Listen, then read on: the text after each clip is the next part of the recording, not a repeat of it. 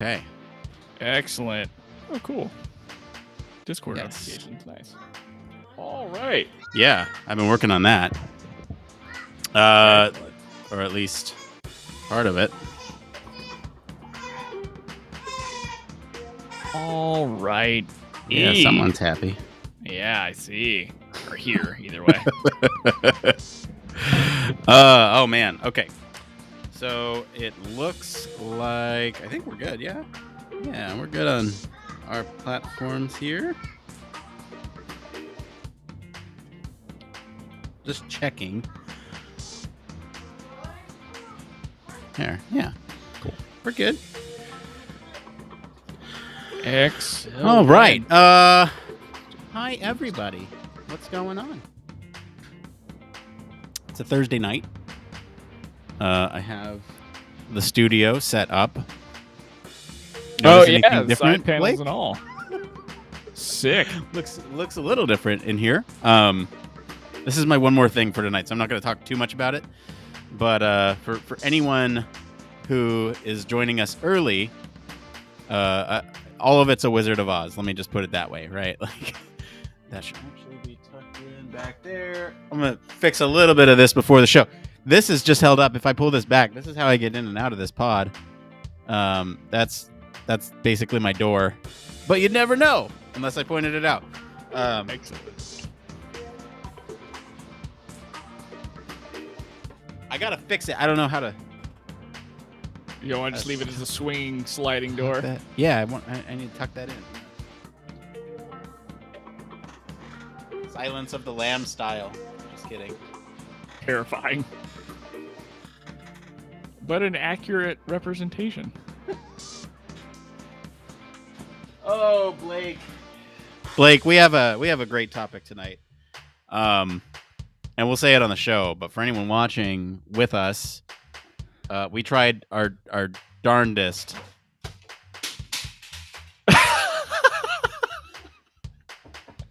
Only when you go live do fun things like that. Technical difficulties. Be right back. Oh, man. So I think what Nick was trying to get at is we have a topic tonight that him and I both felt we were not super suited to talk about because we don't have experience with it. It's dealing with, one, both women and then different racial and ethnic groups feeling imposter syndrome more so in higher levels of education and in jobs in general, based off of a new study that's come out or been published at least. And so we tried really hard to figure out, like, okay, who can we call? Who can we text? Who can we hope that can come on here for like 5 minutes? And we didn't do so hot in grabbing people. Just kind of, it's hard to do stuff at the last moment. And like Nick always says, for the show, we really pick the news based off of what the Patreons pick. And I don't think we know that until the day of, in most instances. Well, look at that. You fix one, the other one falls. Hang on. Oh, no. So anyway, long story short, it was hard to get somebody else to get on here to talk about this from the perspective that it actually, applies to. But Nick and I are going to do our best to at least talk about kind of the, the scientific rigor here, maybe some of our experiences. I don't know what we're going to talk about in some regards, but we'll figure it out. Yeah, you know what? I mean, we do have some social thoughts that we're going to get to as well, which is helpful. Absolutely. So we'll for sure read some of those statements, and hopefully, that'll provide that perspective that I think Blake and I are missing.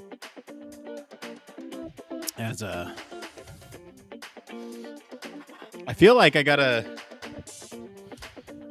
get closer to the screen to like match your height. You're like up here, and I'm down here. Yeah.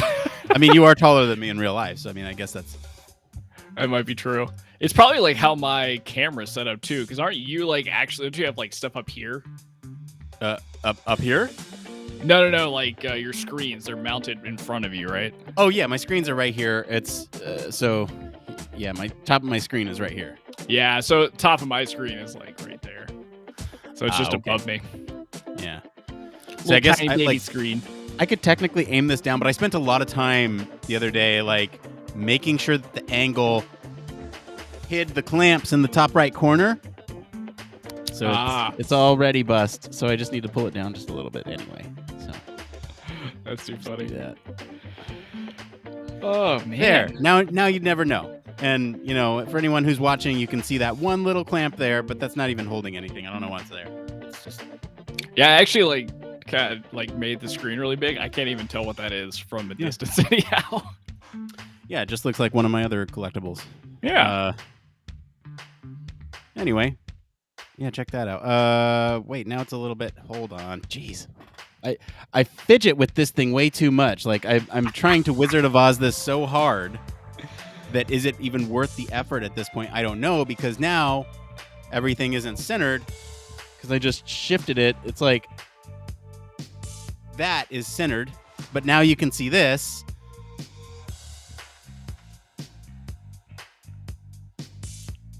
Am I putting too much thought into this, Blake? It could be. I don't know. I agonized over that for a while, but actually when Streamlabs or Elgato and Streamlabs no longer, interact very well. So I can't use my nice camera for this like I had always planned to. Oh no. So I just basically kind of gave up on worrying about what happens in the background and angles and all that stuff. Well, I'm not giving up on my background just yet. I think that's okay. I can live with that for now. Do it. All right. Yeah, we got.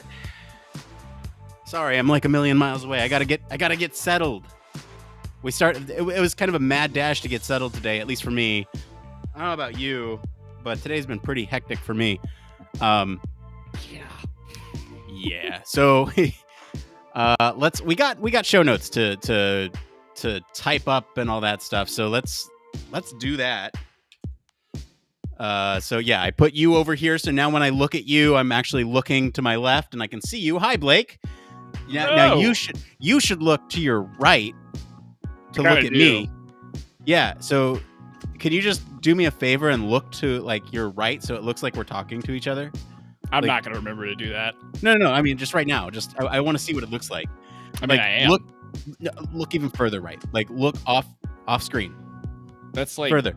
There you go. Yeah. There. Now we're talking to each other. You see this? This is. That's really weird. I have you so far left that I'm actually talking to you. When I talk to you, I'm actually talking to you. There you go. I think you'll probably be more like here. So it's kind of left, but I kind of almost like it this far, right? It encourages me to talk. Anyway, we got show notes to make. Let's do that. 215. That's the episode. Yeah, Blake was talking about it earlier. We got this interesting story about imposter syndrome affecting certain groups. And we at one point were early career academics, so we can talk to it from that perspective. But from the women perspective, we'll pull in a couple quotes here from others that we've reached out to. Absolutely.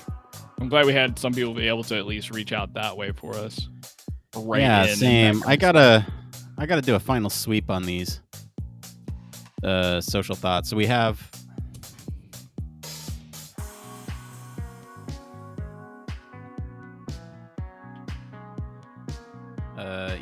we have one from Twitter here. Barry Kirby. He is he's the other Human Factors podcast guy. Oh, that's right. Yeah, you were talking about some of his stuff last week. Yeah. He's been interacting with the show a lot more. I'd like to have him on sometime. I don't know if this is a convenient time over in the UK. What time is it over there anyway?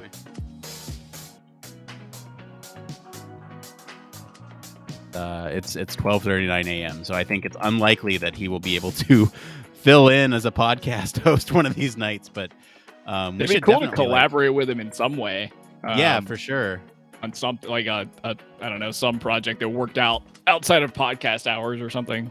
A collab. Yeah, I think there's some things that we have cooking up that we might be able to reach out to him for. Where did we put the social thoughts? There it is. All right, so we'll put that there. We also have another one here. This one's from Anonymous. This is from a string of texts. Need to pull in some.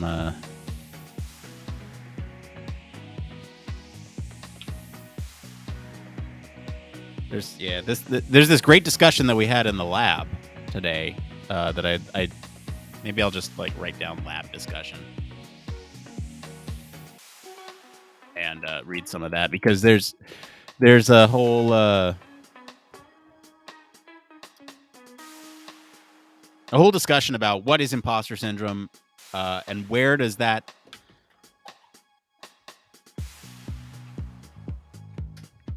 cliffhanger. You know, I have too many things on my desk when I just knock stuff over by gesticulating. So you have like, what is imposter syndrome, and then where do you, especially for early career professionals, where does that start or end, and where does feeling underqualified begin? Right, I think that's a discussion that we can have with respect to that. So, yeah, for sure. It's hard with these. I get really hung up on this because like the terms are not well operationally defined. Like brilliant, imposter syndrome has a little bit more of like depth to it. But like what, and maybe it's just me getting overly frustrated at the concept of brilliance and raw talent. So I'm having a hard time understanding, I guess, what some of what they're researching actually means. But we can talk about this on the show a little bit more. Yeah, I've got this weird thing, man. I could probably only really talk about it here. I don't think I can talk about it on the full show that goes out to everybody. But it's like when somebody tells, like, or I won't give specifics because it could get me in trouble. But sometimes some people that I have conversations with that are far more like on paper intelligent than I am. Brilliant. Yeah, brilliant. There you go for the actual word that I'm looking for. Right. But when they tell you cannot do something, like it can't be taught or you can't learn a thing, there is nothing that fires me up more to learn a thing than that. So this concept of requirement of raw talent or brilliance is hard for me to wrap my head around for whatever reason. I think so. In my opinion here, I think when we're talking about brilliance and we're talking about these fields that value brilliance, I think to me that screams like STEM fields, where okay, that's helpful. You are where you need to be intelligent in order to succeed, and I say intelligent lightly because you need to be both intelligent, competent, and how do I put this? It's and this is something that we can talk about on the show tonight. But I think, to me this reads STEM, but also when you talk about brilliance, it's like you need to work with somebody who understands a multifaceted problem or problem space. And so I think human factors definitely fits that bill. And that's exactly why I chose the story when I was doing office hours a couple weeks ago, was because, human factors, I mean, there's a lot of people in the field that I would consider brilliant. Absolutely. It's weird because I know because a lot of them. It's weird. In this field, I feel like we know a lot of brilliant people. And, I can see where perhaps like in coding, this might be a different story where, the distribution of men to women in coding is a lot more men centric. And so, and you have to have, like, when you think about brilliant coder, does somebody come to mind? Because I feel like that's a field where you have to stand out to become a brilliant coder. Like, anybody can code. Anyone can, like, Google, how to do X, Y, and Z. And that's a lot of a coder's job. But when you are like you're a standout star in the field, it's different. Yeah. So there's these fields that I think value brilliance, right? And again, we can talk about this on the show. I think, yeah, the weird thing, I'm trying to trace this back to their original research here. about how they operationally define brilliance. And I'm looking at their original article here, and I can pull in the brilliance quote. If you here. would, that would. Yeah, so it looks like give us a it's lot of locked access, which kind of sucks, but Okay. Yes, Kristen. I could not think of her name off the tip of my tongue. Kristen wrote in chat. The first coder was a female. Like, I think the person who actually constructed and started Cobalt, whichever is the right way to say it, was a female computer scientist. Trying to remember her name. let's see here. There we go. Ada Lovelace. Thank you, Kristen. Very helpful. Which that language was written in the 80s, still around today. Still, believe it or not, used in a lot of large standing systems.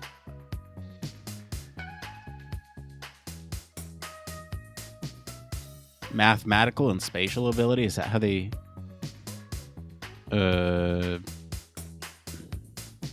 that how they're defining brilliance? it kind of looks like it. Hang on. Interesting. Because I'll tell you what, you want to meet somebody who's really bad at spatial stuff? This guy.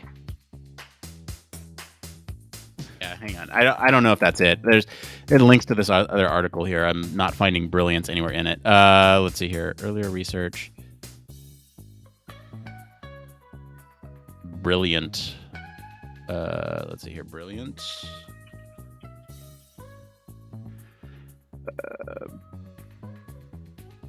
Okay.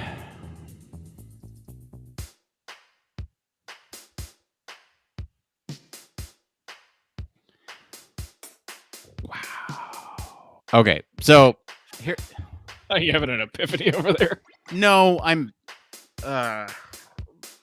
problems with this. Hang on. So let's see. The team employed a long-established tool, the implicit association test, which measures the degree of overlap between concepts, e.g., brilliant and male, without explicitly asking subjects whether or not they hold stereotyped views.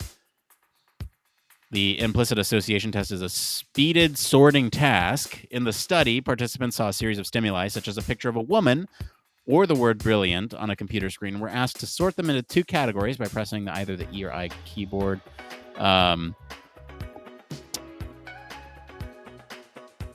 really confused.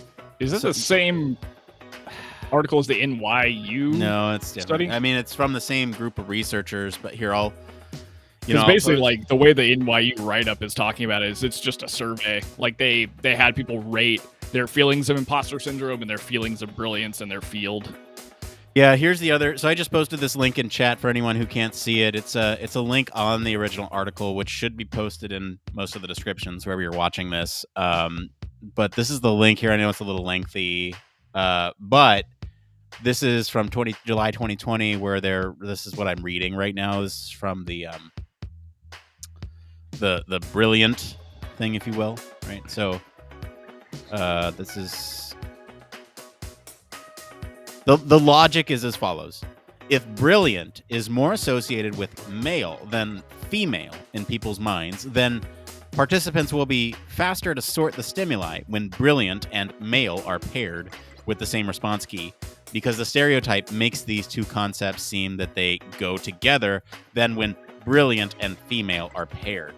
Oh, so you start making some associations based on your just experience. That's it. I'm gonna pull this into like the intel section because I don't think we have anything else for tonight. I'm gonna pull this in because this is an important research, right? So this is all relating to that line that earlier research found that men are more likely than women to be perceived as brilliant, and so this article here is it's a survey, and when we talk about the field as brilliance, I don't know. Let's see here. Perceive. So I guess maybe they have like a battery that's kind of the same.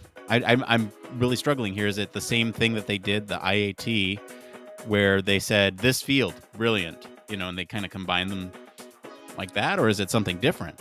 Likely. So that's what I'm picking up just skimming through this bit. I'm thinking so too. These included natural social. So yeah.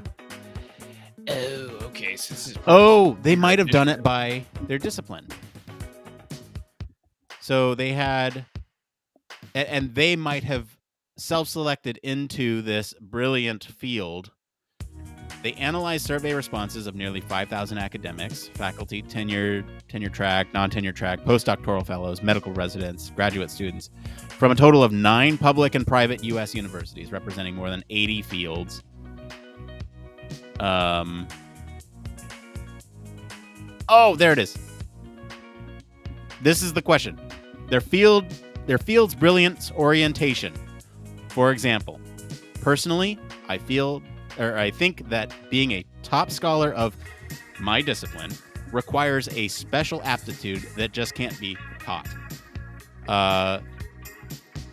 So let's pull that in. So Intel. So we have a couple things here. We have brilliance. So I'm just going to pull that in. Oh, that's in here in the study protocol if you just want to grab it. Oh, you have that exact quote there.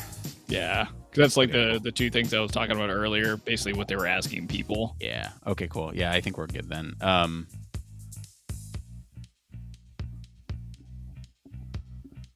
geez. What is going on with it? One of these days I'm going to learn how to paste. It's so hard. There we go. So there's some of the Intel, I guess. All right, I'm gonna hide this for now. We're gonna go back to pre-show. We're what, 8 minutes out and we still don't have any it came froms. So let me go take a look. We'll just grab whatever sounds interesting here. It came from. Blurb is good. Yep, blurb's good to go.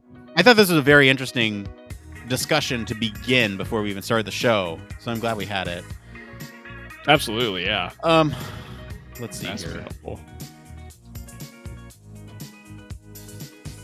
How do you build UX awareness in your company? Here, we can do it. Okay, that's a good one. Pull it in. We may only get to 2 tonight, and that's fine. We don't need to have 3 always. It also gives us a chance to kind of backlog some of those older questions that we have from some of the other videos and stuff. Absolutely.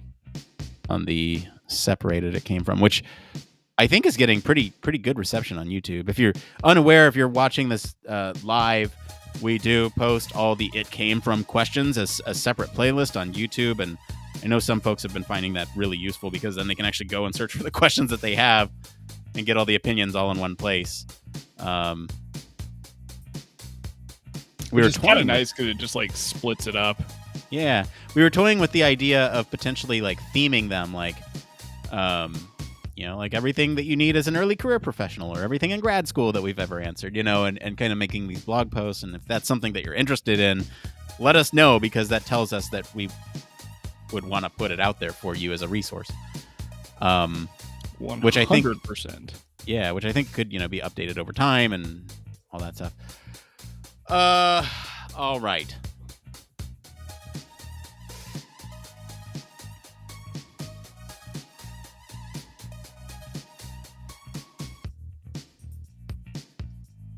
You want to answer this question again? No real experience, but looking for a job as a recent graduate? We can, yeah. I mean, it's always kind of fun to take different perspectives on what to do, or ideas to the wind. I don't know. We do answer that one pretty frequently. I think we just did it 2 weeks ago. Did we? All right. Yeah.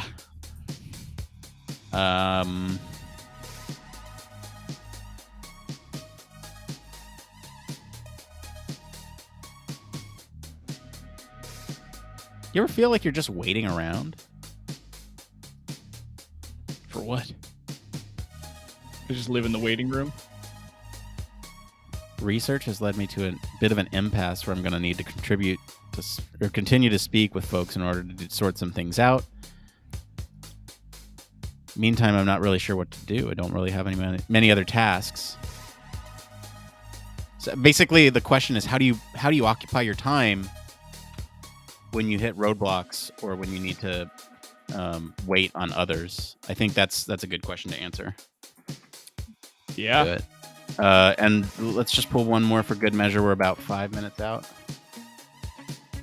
If you've been hanging out with us on any of our platforms, thank you. We really appreciate this pre-show stuff. Has actually been really fun to get Blake and my mindset in ready for the show, and hanging out with all of you and chatting with all of you beforehand is a ton of fun.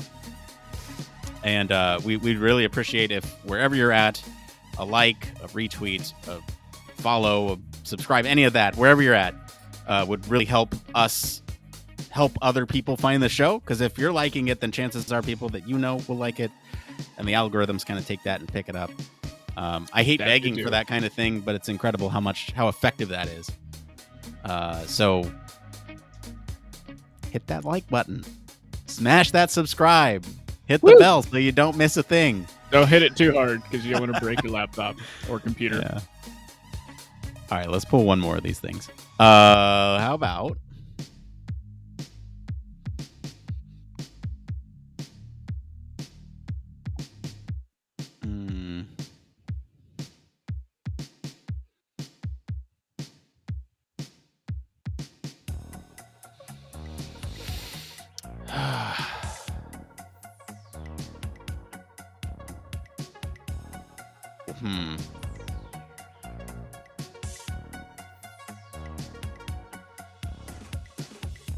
Okay, this is an interesting question.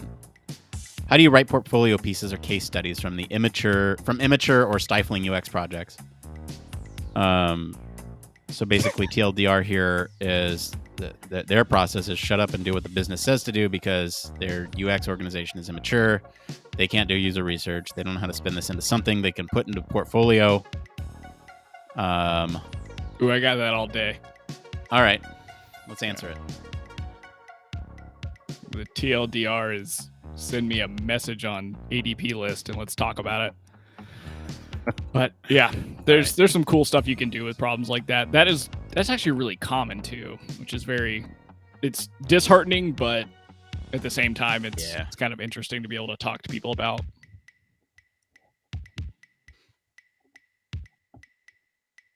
Feel like I suck at my job.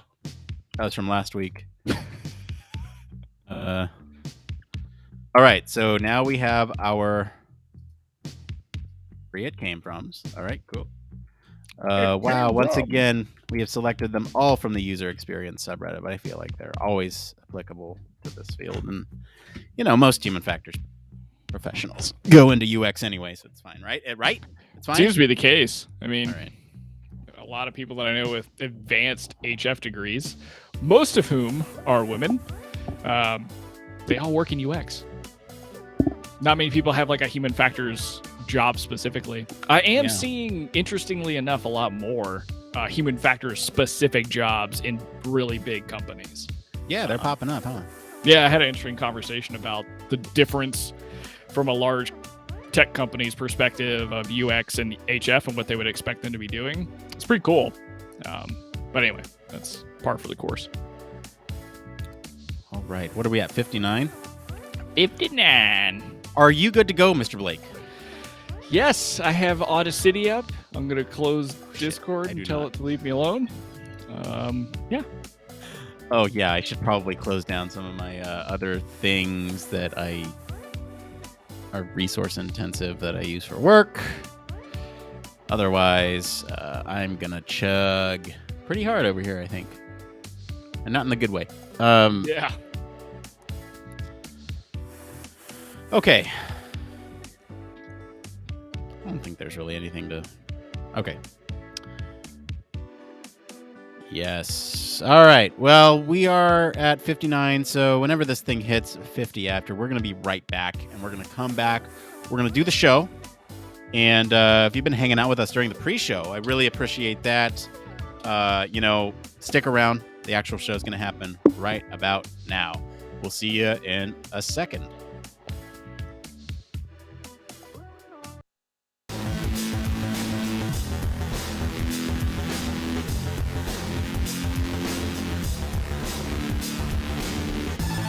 Welcome to Human Factors Cast, your weekly podcast for human factors, psychology, and design.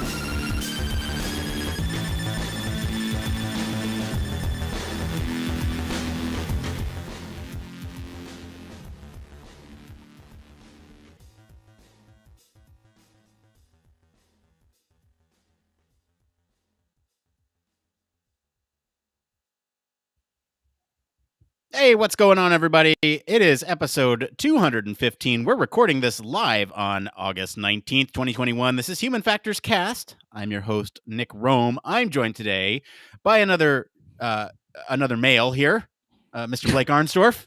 Hey there, Nick. It's good to see you. Starting it off at the top, man. Hey, it's good to see you too, Blake. Before we get into things tonight, I just want to mention a community update here for the Human Factors Cast community. Really, we are always taking applications, or whatever you want to call them. They're not really applications, but if you want to get involved with the show, there's a way to do that in a pretty powerful way that might improve your resume, portfolio, anything like that. And we'll actually talk about it a little later for how to build some of those portfolio things in the It Came From section. But we are always looking for more people to join our digital media lab. And I don't think I ever really officially welcomed Mateo to the lab, but longtime listeners of the show know Mateo by name. He's been on here for a couple of recaps. He's in the lab now, and he's working on some stuff that hopefully we'll have out to you soon. But if you are interested in joining the lab and working on some fun things behind the scenes, we always have stuff cooking up over here that you can use to boost your portfolio. Let us know. Any of our social channels, it's always a good way to reach us. But we know why you all are here, and you're here for...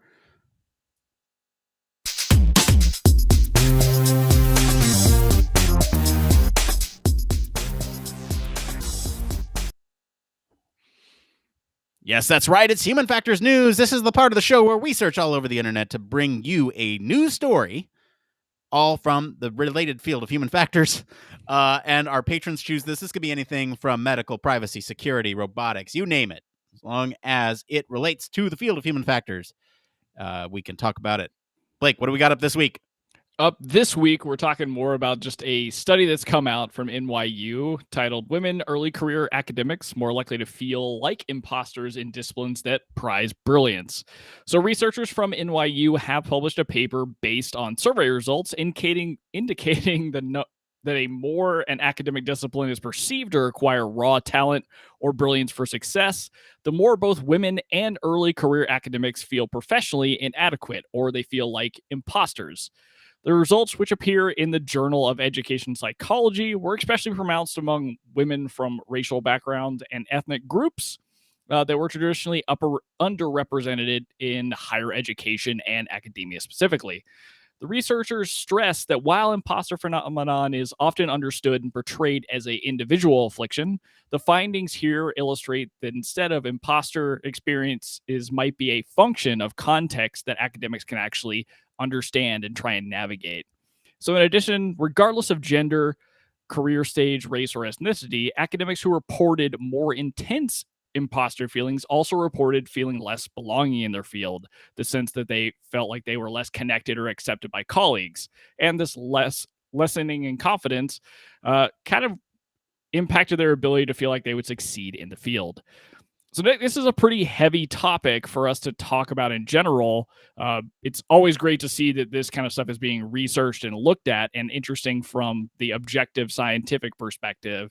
But let's kind of break this down for everybody. You want to kick it off for us? Yeah, can we do a heavy disclaimer at the top here? We realize that we are two men breaking down the issues that impact women, and we are sensitive to that. We were early career professionals at one point, so we can talk from that perspective, but do know that we did do our due diligence, and we tried to reach out to several people that we know can be on the show. And we tried everybody, but we do have some social thoughts that we're going to get to here in a little bit. We'll be able to bring in some of those stories at least to get that perspective. So yes, let's break this down. And before So you jump in, Nick, real quick, Yeah. like also too, this is an episode where, like Nick said, we're talking about something that we don't have direct experience with outside of being early career professionals. But something I would encourage anybody to do that's listening to this and maybe has this experience is reach out and let us know about it through either on YouTube, wherever you may hear the podcast or see the podcast, because we do want the platform to be something that we can use to help, I don't know, either be a platform people can talk about this kind of stuff or help others kind of figure out ways around it. But anyway, Nick, take away. Yeah. If you're watching live too, drop it in chat like Kristen just did. We'll get to your comment in just a second. So yes, I think this is we've talked about imposter syndrome a lot on the show, but it normally comes in the sense of it came from segments. And this is the first time we're really seeing it in a story format. And I don't know why that is. It might be our selection process. It might be the fact that we've shifted it over to our patrons and now they want to hear about this. And that's fine. I'm just surprised that we haven't actually talked about it in this type of setting before. So I think, we should probably start at the top of what imposter syndrome is, right? I think let's operationally define it up front.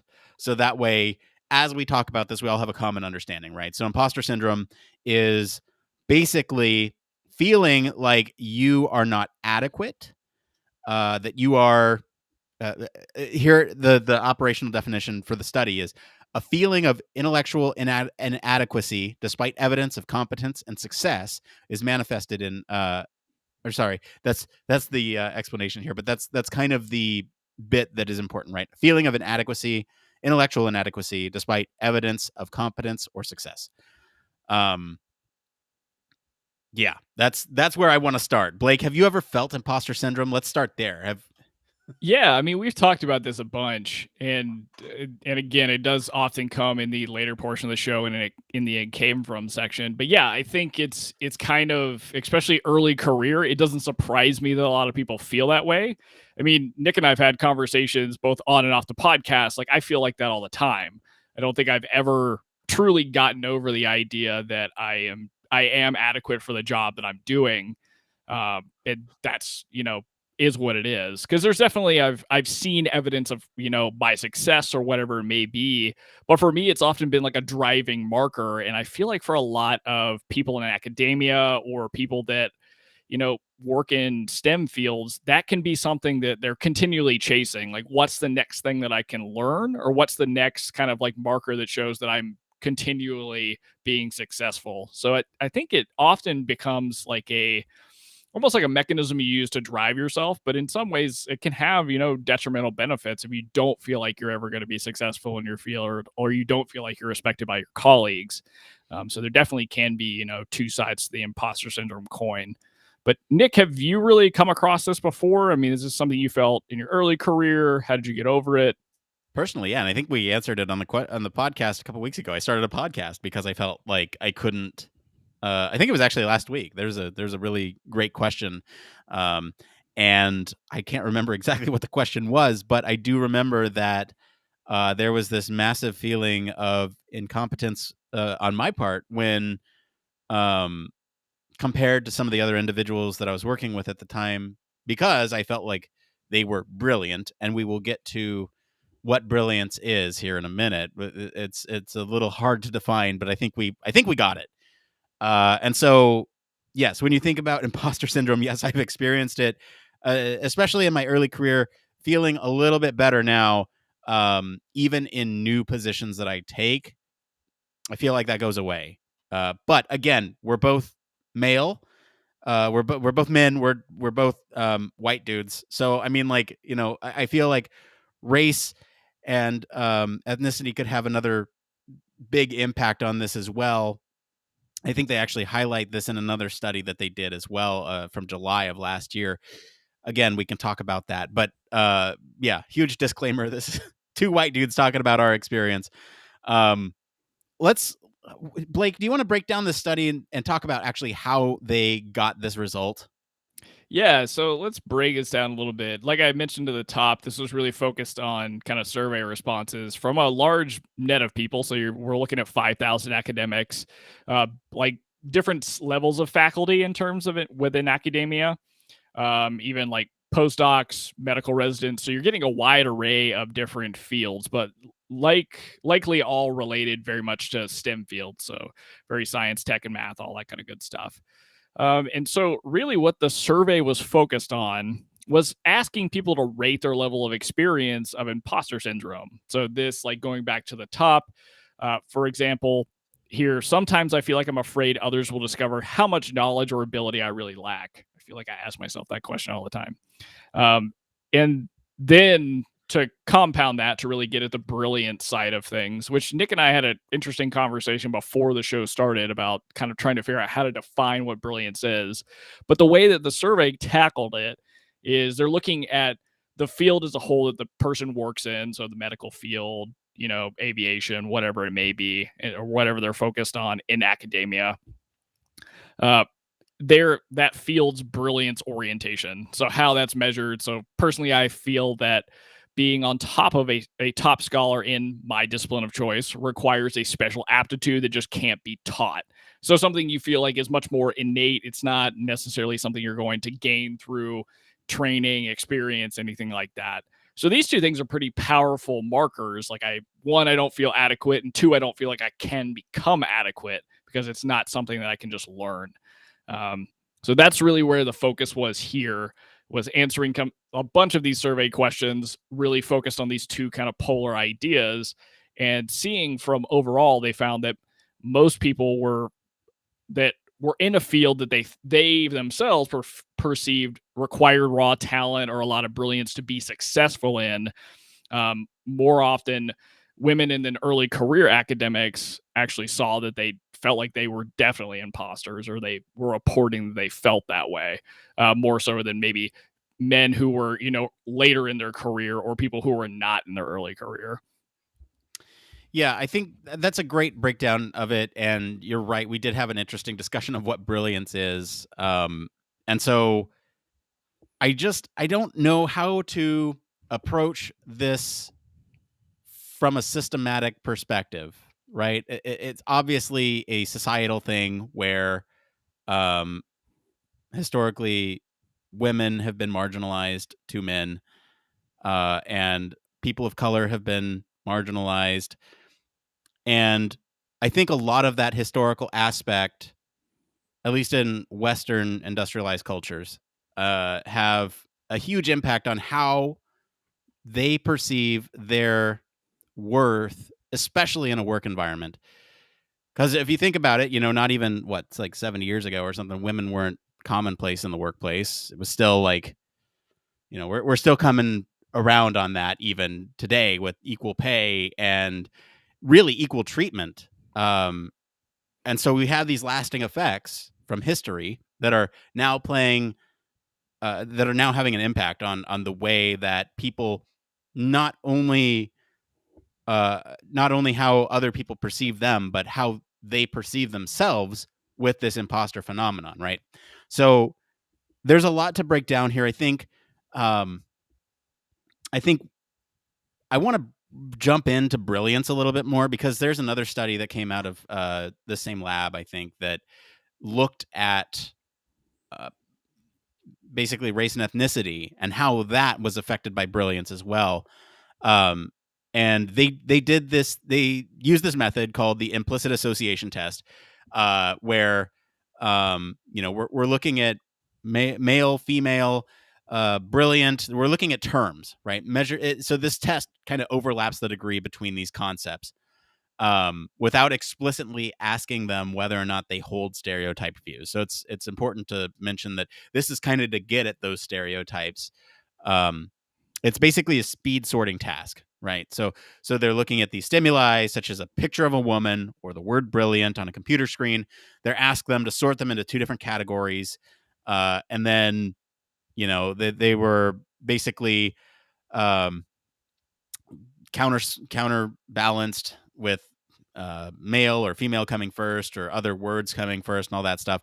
Basically, the logic here is that if brilliant is more associated with male than with female in people's minds, then participants will be faster to sort that stimuli when brilliant and male come up on the screen, as opposed to the same response key, or as opposed to female and brilliant, because they just go together. And I'm doing that in air quotes for those listening. So basically, they have this study that's come out, and it's actually a series of 5 studies here. They're looking at girls and boys aged 9 and 10, men and women from 78 other countries. And what's been consistent across all these demographics is that there's an implicit stereotype associating brilliance with men more than women. And it's not just that there's a stereotype to begin with, it's that the magnitude is large as well. So it was similar in strength to the implicit stereotype that associates men more than women with careers, which was basically another study that they did. So, and women, basically, if you think about the pairing, right? Men, careers, women, family, that would be the pairing. And it's that same strength, men, brilliance, versus women, brilliance. So there is some implicit stereotyping when you think about the word brilliant. And this is all historical study leading up to this one that we're talking about today, about imposter syndrome. So this is kind of the next step. Thinking about there's precedent here for thinking that men are more brilliant as a stereotype, and now you have added on to that. How do you feel about your discipline requiring a special aptitude that just can't be taught? And that's how they operationally define brilliance in this example. And it turns out, surprise, surprise, women who, again, from previous studies, were stereotyped to not be paired with brilliant, felt like they didn't feel like they were a part of it. So that's kind of the history behind it. I'm going to pause there, Blake. Anything I missed? No, I don't think you missed anything. I think what is interesting about the study is we're using a lot of like implicit understanding of people's previous experience and how they're kind of mapping that to either what they experience in the world or, how they would do something with a task, and then extrapolating interesting findings based off of something that's not supposedly directly related, hence the implicit tasking. But I'd like the study, or I guess I like the intent of this particular analysis that's been done for this research study, mainly because of the finding that, hey, this is some kind of issue that people experience across, women, regardless of ethnicity or gender, or sorry, ethnicity or race. What can we really do? That's kind of the next thing that the researchers are really looking at, is like, what does that mean for an academic to have to navigate this? And are there effective strategies people can use to do so? Because like the academic world is a tough world to be in. I would be really interested to know how this compares in the tech world. And if there is the same level of, discrepancy between men and women or not. I'm not really sure what the outcome would be. But it's cool to see the history of where this is all coming from, but the actual application of what comes next, I think, is what I'm most interested in. As I guess this continues to be studied more, to really kind of understand that underlying, what maybe is leading to you don't feel like you have brilliance or you don't like qualify for it, which again is something I've struggled with trying to wrap my head around. But yeah, it's at the same time so it's awesome psychological research because it just reveals kind of implicit bias that people have and tries to understand how do we change it, possibly, or how do you mitigate it.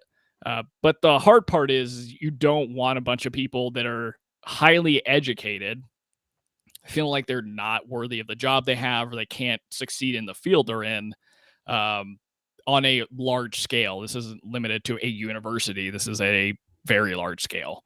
So that's the part that kind of makes me a bit sad here. Yeah, me too. I want to bring up. So you mentioned you wondered what this is like in the tech field, and we'll get to kind of the social thoughts. We did ask, all over our social sphere earlier today, as soon as we knew what the story was going to be.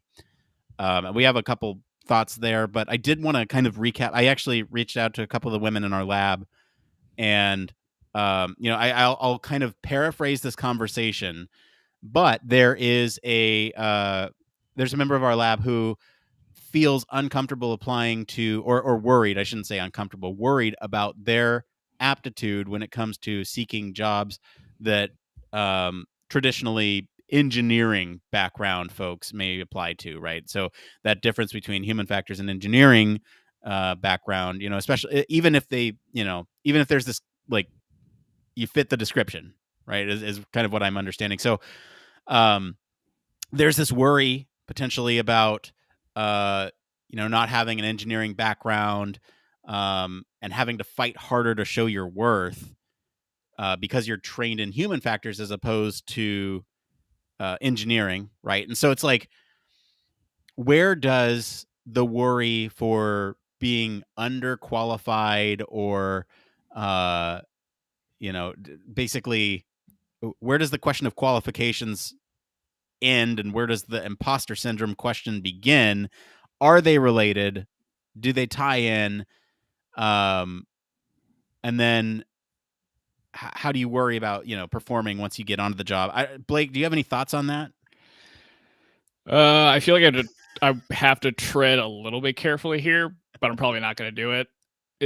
This is probably a well-founded fear, right? Because there's a I don't know the right word to use.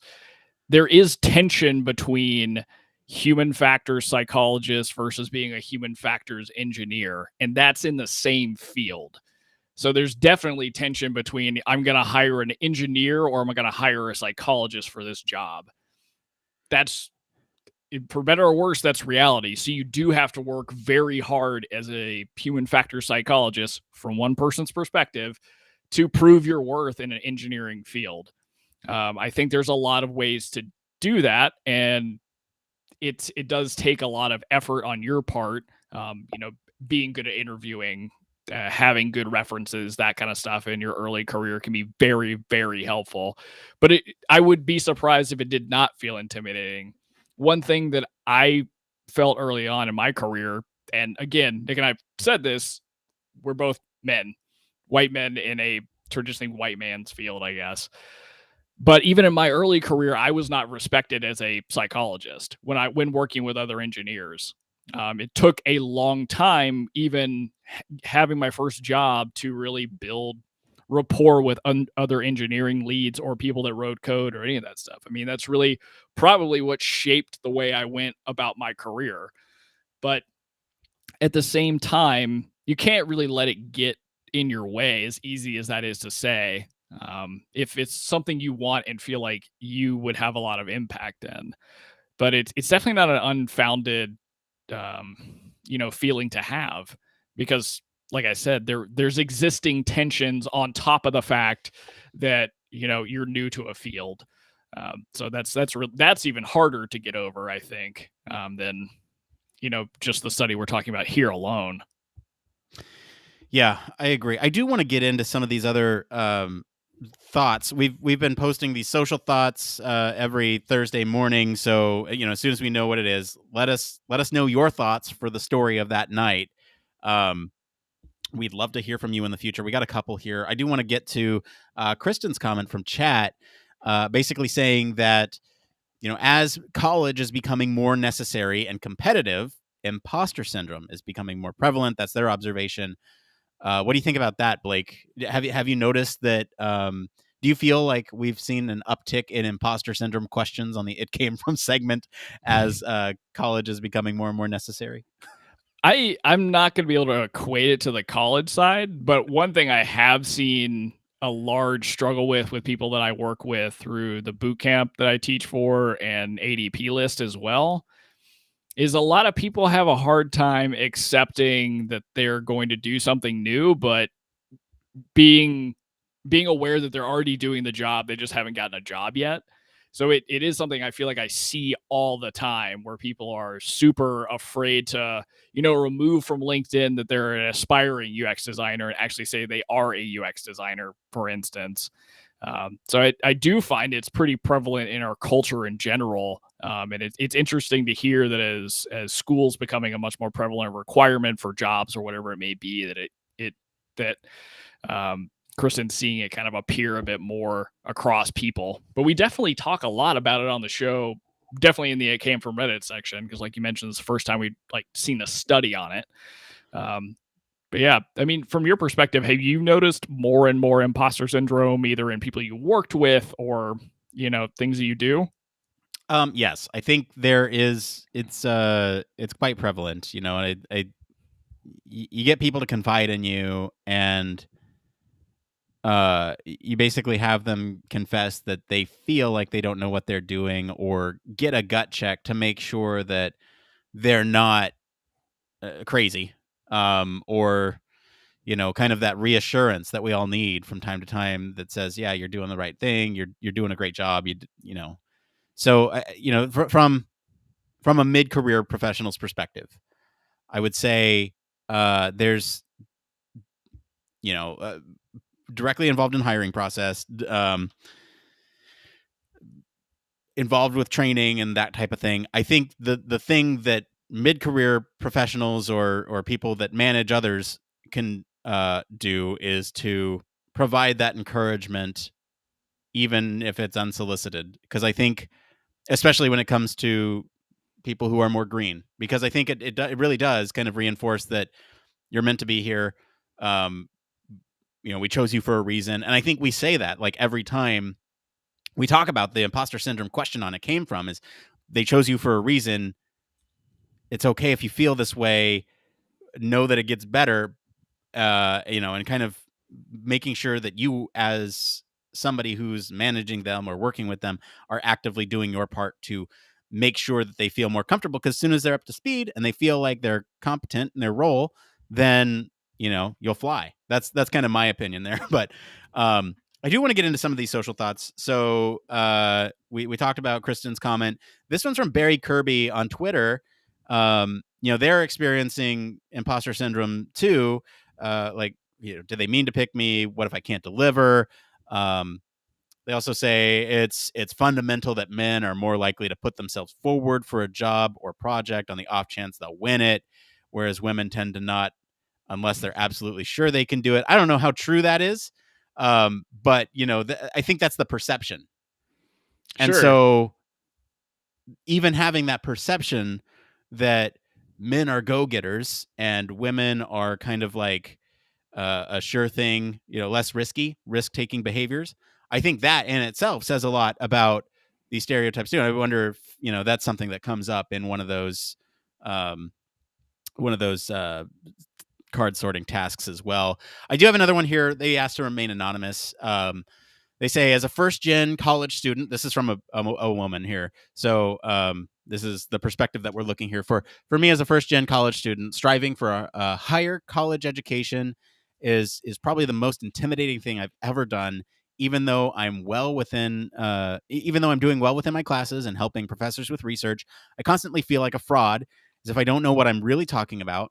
Obviously, I'm not expected to know everything, but it's hard for me to be confident in my current skills. So imposter syndrome sneaks up on me very easily. And then, there's also the worry about qualifications here. I always question my qualifications when I look at job descriptions. I usually worry about how I'll end up performing once I get the job. This could be a mix of imposter syndrome and lack of experience in industry jobs. The only jobs I've had have been in fast food chains. So you can see that this is impacting women who are those early career professionals that are, just starting to get out in the field too. It's kind of insane how, there's a pretty what's the confirmation bias? Confirmation bias right here. So I don't know. Do you have any thoughts on that, Blake? Not any great ones, man. So one thing I thought that was interesting based off of Kirby's response is something And this is the entire thing for me. It really comes down to a lot of influences in your life and kind of the impacts they have on you. Because I don't know if it's true if most men will be risk seeking or not, or they're more likely to. But I'll tell you, the one thing that my old man has always said is you miss 100% of the shots you don't take, or if you don't buy the ticket, you'll never win the lottery. And I do that behavior, and I have throughout my entire life, just taking shots and hoping something works out.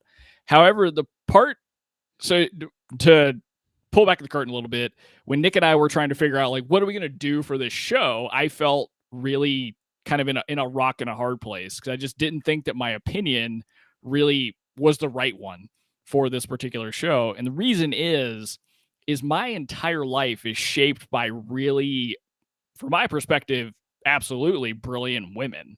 And so I have a very hard time with this concept at all because maybe it's just the life that I ended up living or whatever it may be, but I was influenced heavily by some of the most brilliant women and people I've ever met.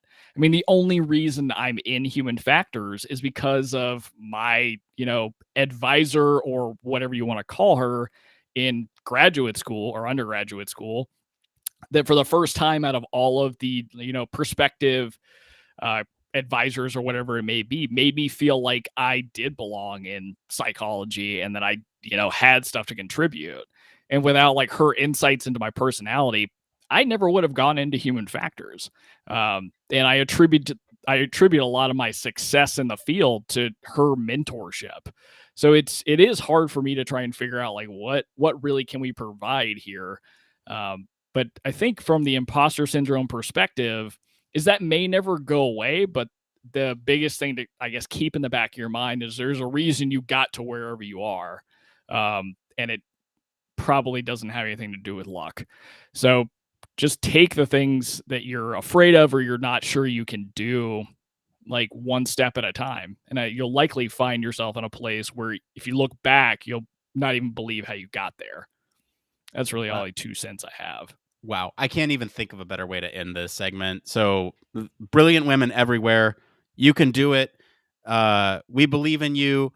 And if you don't believe in yourself, reach out to us. We'll talk you down. How about that? Perfect.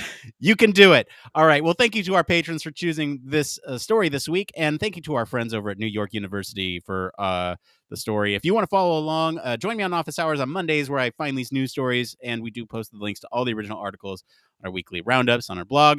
You can also join us on our Slack or Discord for more discussion on these stories. We'd love to hear from you if you have any stories about imposter syndrome and how it's affecting your ability to either get a job or perform in a job. Let us know. We're going to take a quick break and we'll be back to see what's going on in the Human Factors community right after this. Human Factors Cast brings you the best in Human Factors news, interviews, conference coverage, and overall fun conversations into each and every episode we produce. But we can't do it without you. The Human Factors Cast network is 100% listener supported. All the funds that go into running the show come from our listeners. Our patrons are our priority, and we want to ensure we're giving back to you for supporting us. Pledges start at just $1 per month and include rewards like access to our weekly Q&As with the hosts, personalized professional reviews, and Human Factors Minute, a Patreon-only weekly podcast where the hosts break down unique, obscure, and interesting human factors topics in just 1 minute. Patreon rewards are always evolving, so stop by patreon.com/humanfactorscast to see what support level may be right for you. Thank you, and remember, it depends.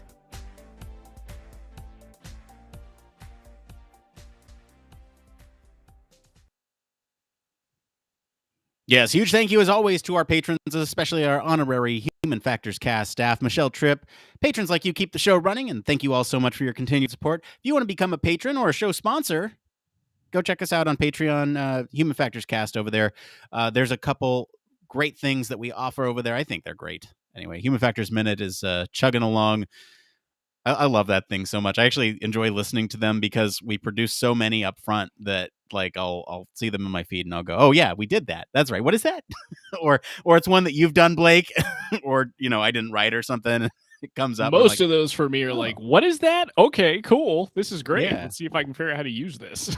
Anyway, if that entices you, go check it out over there and consider supporting the show. That way, like I said, helps us keep the lights on and allows us to do some really fun things. If we get a show sponsor, we can actually go to more conferences. We know conference coverage is a big favorite of all of our listeners. So anyway, let's go ahead and switch gears and get into this next part of the show we like to call... It came from...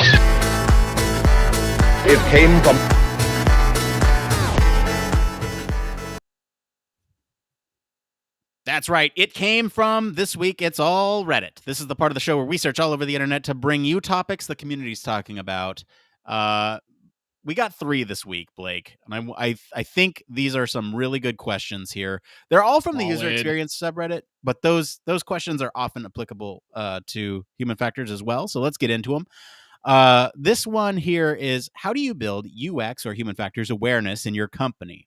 This is by Yafim V. Yafim V? I don't know. Hi, all. I've been reading posts and various articles on the impact of UX research on companies. I noticed that there are very few articles on this subject from the eyes of the stakeholders, how they see UX research, what they think and feel about it. For proper disclosure, I come with a technological background, and most of my professional life I've been dealing with code and intrigued myself to solve complex technological problems rather than people's problems.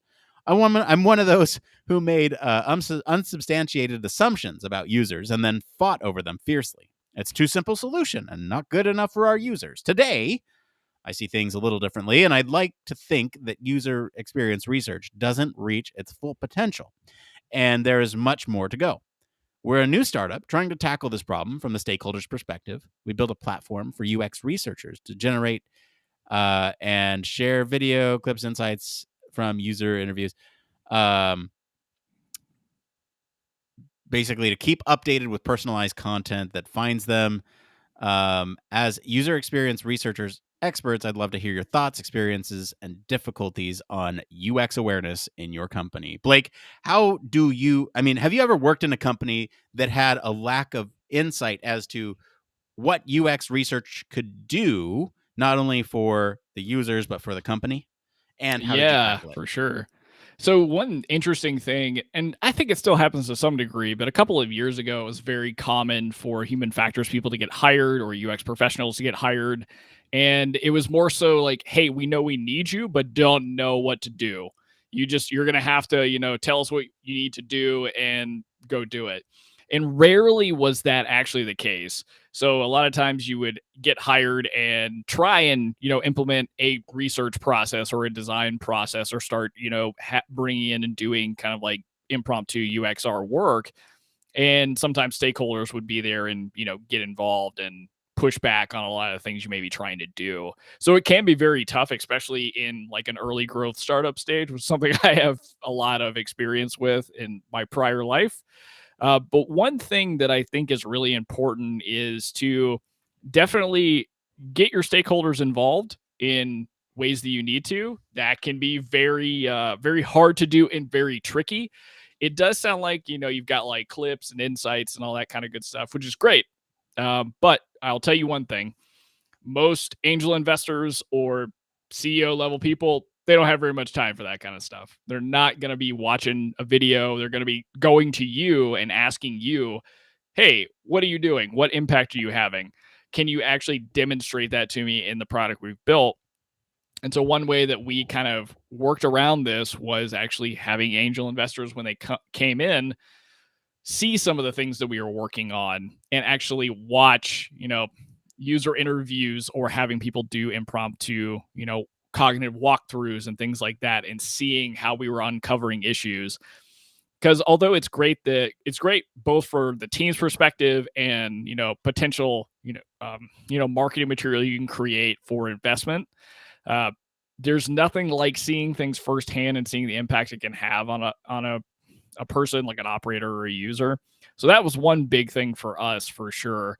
But it's always kind of a difficult balance, because I was having this conversation with a colleague recently.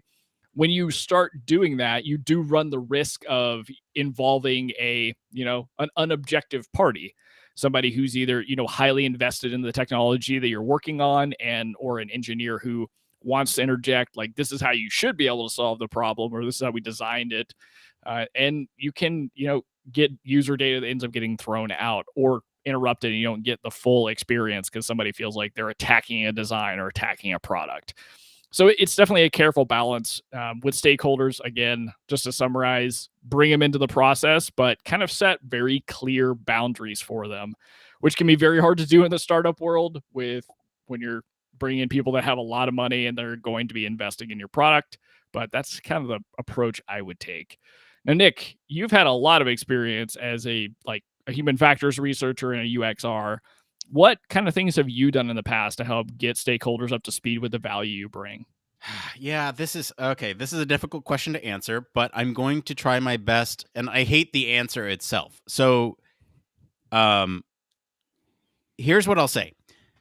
I think your role as a user experience researcher or a human factors practitioner in an embedded team, where you are working with a multidisciplinary team on something, you're trying to you're the only person there that's into human factors, or one of the few people there.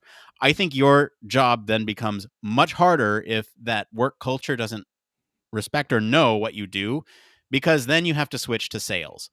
And it's sales, sales, sales internally. You have to sell what you're doing internally. And I hate that. People call it evangelizing sometimes, about what you do. And it's true, right? People often won't understand the impact that you have until you can show return on investment or, the value that you bring to a product. And so a lot of it is over explaining. I find myself doing that, which is also why I'm on a podcast, is because I over explain things a lot and talk a lot. And you have to, in order to make other people in that company appreciate what you do. I think they have the right idea here. There is kind of a set presentation that you should give to somebody that, is a stakeholder that wants to know about your significance on a project, that includes things like return on investment, right? You explain what you do and you explain what the outcome is. And once you can quantify that, once you can communicate that and quantify it, then they start to see. They go, oh, you mean it took users X amount of time faster? It took them, they completed this task 30% faster because of the changes that you did. That's hard to measure. User satisfaction. It's not hard to measure. I mean, it's easy to gather, right? But it's one of those easy things to communicate that shows you, wow, user satisfaction went up after some of these design changes, and went down when you didn't listen to me. So there's things that you can do like that, and I think showing them the user's struggle on a usability study, show them 30 seconds of them just struggling or cussing at the product or something like that, is really powerful, because then it's not you communicating that message. It's you saying, look, they are really struggling with this and I'm here to make that better. So, I'm here to save your ass is basically what you're saying in that moment. Anyway, take that as you will. That's my perspective. You're all about sales, especially in a company where there's a lack of awareness as to what UX or human factors does. All right, let's get into this next one here. This one's by Neurotic Buddha. So you ever feel like you're just waiting around? I'm working on a new internal dashboard, and I've conducted a bunch of user interviews, synthesized the research, made a bunch of notes, but my research has led me to a bit of an impasse where I'm going to need to continue to speak with a few folks in order to sort some things out. Basically, the research that I did invalidated some assumptions that myself and my team made beforehand, and now we're going to pivot the project in another direction. In the meantime, I'm not really sure what to do. I don't really have many other tasks at the moment, so I kind of feel like I'm just waiting around till I'm able to conduct this new round of interviews. Do any of you feel this way in your role ever?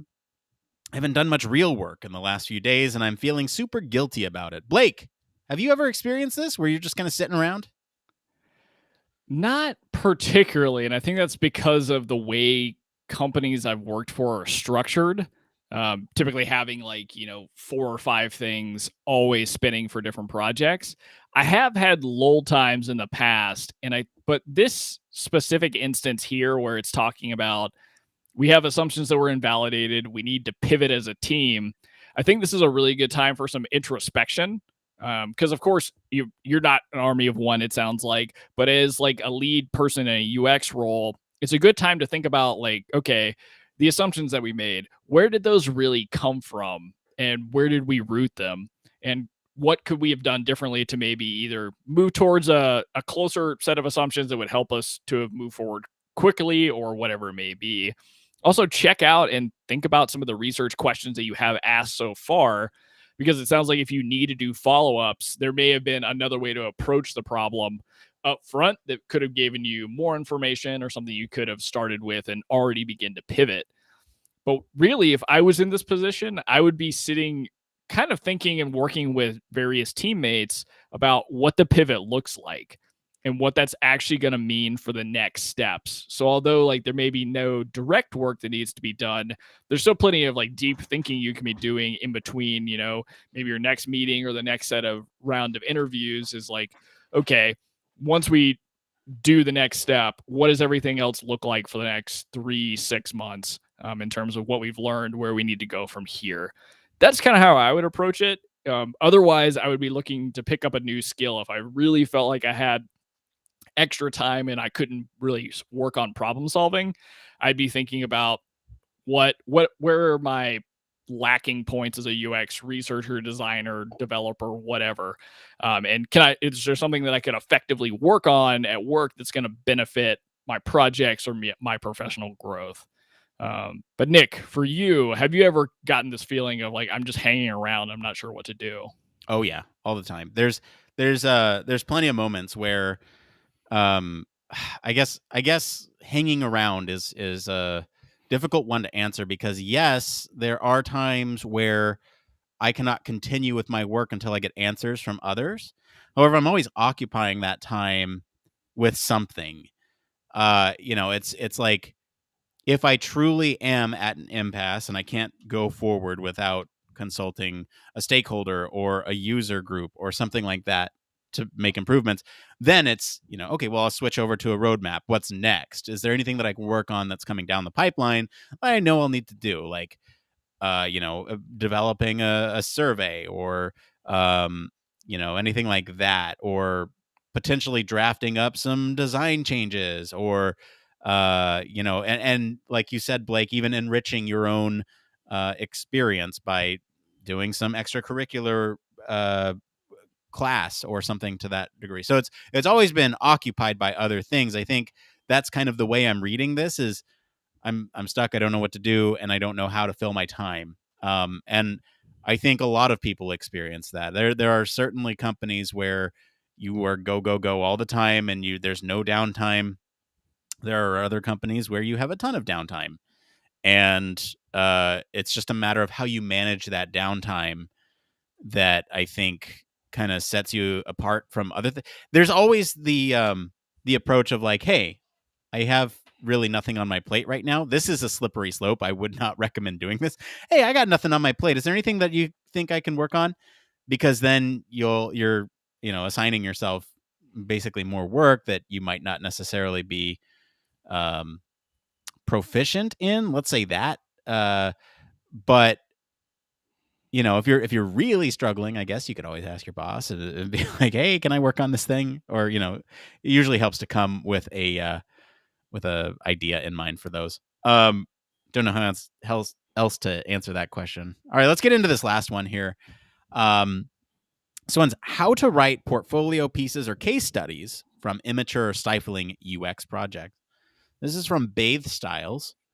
All these names are great tonight. So you have basically the current UX process I follow is shut up and do what the business says to do, because our UX organization is immature. I can't do user research, and I don't know how to spin this into something I can put on a portfolio. I work in a rather stifling environment where I'm pretty much just told what to build by the by the research. I'm told what to build by the business with very little of my own input. We aren't given access to users, so I can't do the research I would normally do to determine how I should design my solutions. So what usually ends up happening is the business gives me requirements that are usually incomplete. Then they just tell me how to change my designs over and over until they're happy. Want to find a better job in a company with more mature UX organization, but I can't really start job hunting until I build up my portfolio. But I'm also struggling to figure out what to write about, since portfolios are all about showcasing the decision-making process. And the process I'm forced to follow, i.e. do what the business says to do, isn't exactly impressive. Thought about writing how doing what the business tells you and all the compromises I've had to make is building the foundation of a relationship between UX and the business, and how nurturing this relationship can lead to the business trusting UX to do more than just be wireframe monkeys. I'm not sure if that's a stretch, though. Plus, writing about my experience working in an immature UX org feels like airing out my company's dirty laundry. I'd appreciate any advice on this. Thank you. Blake, how do you approach projects or problems where you can't necessarily... How do you approach portfolios where you can't talk about the projects that you work on for one reason or another? Yeah, this is a hard one. So I would encourage you to just write about it first, because that's the biggest thing that probably is in your way, is just doing the first write up of the portfolio piece, whatever it may be, because you've obviously done work. Maybe you can't showcase all of it, but you can talk about the constraints and the stakeholders and how you've navigated it. And I think you're in an interesting position too, because if it's a company that's newer to UX, awesome. Talk about the things that you have tried to or you would like to have implemented, and kind of your rationale behind them, whether it's putting a design process or a research process in place. And you can weave that into like the constraints of the company's, allowance of the culture and that kind of stuff. There's plenty of ways to talk about your thought process and your desires for what you would have liked to have done, and then the reality of what happened when you're inside of a company that maybe has like limited scope. You don't have to put it in a negative light, right? You don't have to say like, well, the company was really stifling. Well, you can also say that there was just a limited access to users due to the state of the product. There was, I don't know, there's X, Y, and Z things you can put in that place to give it a bit more of a positive spin. But something I've seen definitely is a trend, at least across really popular UX YouTubers, is talking about case studies that don't necessarily pan out and why they didn't, and how you had to pivot decision making to get to the next phase, or what you did to overcome the challenges. Because one thing is that can really help you in the real world when you get to another job, right, that still has challenges, but now you can actually overcome them. But also it kind of could provide you a very compelling story when you're in an interview. So in this case, I would just really suggest take the time, try and figure out like what you can write about. What was the ideal UX process you wanted to implement, the steps you took to try and do that, and then the ultimate maybe outcome of the things that ended up happening within the company, without throwing them under the bus, because there's no reason to do that, even if it's a bad experience. Yeah. Can I let you in on a little secret, Blake? Do it. This might be giving away too much secret sauce for me, but Don't do it. No, it's fine. It's fine. This is my cheat sheet.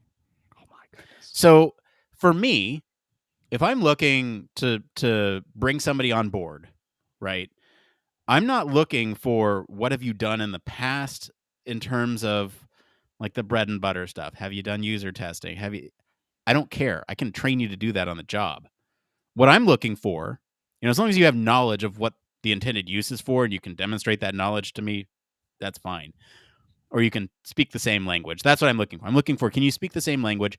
And then what I'm also looking for is how do you navigate situations where you're not in control, or where you don't have the kind of control that you wish you had. And how you navigate those situations is much more important to me than whether or not you're able to access users and do the things that you're trying to do. So I think in this case, what you said, Blake, is exactly right. That's exactly what I would be looking for is, okay, so I was working in an environment where X, Y, and Z were the constraints. Label those constraints, because if you know what your constraints are, that helps communicate to other people who are not involved with that process as to what you were working with, right? Limited access to users, limited back and forth on designs, right? Like you really had to work hard in this environment to even poke through. And the fact that you didn't give up would be something that I would look for too, right? So that's all. That's kind of the secret sauce for me, is what I'm looking for when I bring people on board, is not have you done the things, especially if you're early career. That doesn't matter to me. I can train you to do those. People can learn on the job, and it's an investment for the company if you can figure out what skills people need and build those people up. And as long as they know what they're talking about and are competent and can problem solve effectively, I think those are more important traits than anything else. So anyway, that's just gave you away my secret there, Blake. So there we go. Secret sauce from Nick. all right. Any other closing thoughts on any of those Reddit stories? This last one is interesting, and I wish I could give more detail, but I just can't. But it's funny how well your constrained environment that you're working in will translate to talking to other companies that are having to work under those constraints, but have existing processes and believe in the things you do. Because if you can work under the really hard constraints and figure out how to make something work or make something, end up being okay, then you're probably going to have even more success if you're in a place where they really do value what you do. And now you're going to work under some constraints, but you're going to have a lot more access or possibility for impact. So it's all about spinning and telling the story. That's about the end of that one. Yep. If you can survive in a nightmare environment, you can thrive in a dream environment. So, all right, let's get into this last part of the show we like to call One More Thing. There's no fancy graphics or anything. It's just where Blake and I talk about one more thing. Blake, what's going on with you, man? We didn't do it last week. So what's going on with you, man? Oh, do it last week. Okay. I thought this felt weird. Me, man. So this is something I did want to talk about. So I'm glad that we actually did this week. So one thing I've really been struggling with, and this has nothing to do with human factors, so sorry, everybody. But one thing I've really struggled with throughout the pandemic and whatever life in general right now, it's just getting excited about doing things, and I've had a really hard time about it. And one of those things that I have to consistently do for my own mental health is exercise. Like I've really just had the struggling time to want to do the programming I'm doing and all this other stuff. And it's impacted my mood, the way I interact with people, probably the way I do this podcast. But there is like a really interesting effect that's happened recently. By the other day, somebody suggested a different kind of training. And I was like, I don't really know if I want to do that. Sounds like it's a lot harder than what I'm doing now. But the power of just sucking it up and doing something new has been really transformative for me over the past week or two, which has been just generally life stressful. So I don't know if anybody's out there considering doing anything new or like picking up a new skill, trying whatever, I would just encourage you to do it, especially if you feel like you kind of need a new hobby or something to kind of like get you excited about the day, because those like little nuanced small changes can just have a massive impact on how you feel, how you interact with other people, and just your day to day. Great, Blake. I love that message. Just do it. Shia LaBeouf it. Do it. or Palpatine it, right? Yeah. All right, I'm going to do a little something different for my one more thing. So for some of you who have been following along, you know that I have built kind of a pod for the pod around my workspace. And so I'm going to do a little show and tell here on the podcast. Wow. And so I will try to describe for people who are watching. I now have a camera view up of the inside of my pod. You're getting a POV perspective here. I've built a frame. I've built a little frame around the edge. Shout out to Lowe's. Very cool. Yeah, shout out to Lowe's for all the lumber here. You can see I have Audacity up there. I'm not going to pen down because my desk is a mess, but you can see that I actually have a frame around this entire thing, and you can kind of see that from the perspective of the camera that I was just on here. Let me switch back. I have a work pod where you can see it's a space. Now it's not finished, but this is just my pod update, if you will. So that's really all I have. It's just an update. I have a frame. I have a little space It's very confined, and I love it. I think I've mentioned on the show before that I love these confined spaces. It's how I work best. Anyway, soon there's going to be more. I think paneling is going to go up, and a door right here, so the little one can't come in. Anyway, that's going to be it for today, everyone. Let us know what you guys think of the news story this week. We'd really love to hear from all of you about whether or not imposter syndrome has impacted your life directly. You can reach out to us on Slack or Discord, get to us on any of our social channels, visit our official website, sign up for our newsletter, stay up to date with all the latest Human Factors news. If you like what you hear, you want to support the show, leave us a 5-star review. That's free for you to do. And helps other people find the show. Tell your friends about us. That's another reason or another way that you can help the show. Word of mouth is really powerful. Or if you have money and want to support us that way, you can consider supporting us on Patreon. We won't complain. As always, links to all of our socials and website are in the description of this episode. I want to thank Mr. Blake Arnsdorff, another white dude, for hanging out with me on the show today. Where can our listeners go and find you if they want to talk about imposter syndrome or any of the other things that we talked about? You guys can always reach me anywhere on social media at Don't Panic UX, and I'm also in the Slack and Discord at Blake for Human Factors Cast.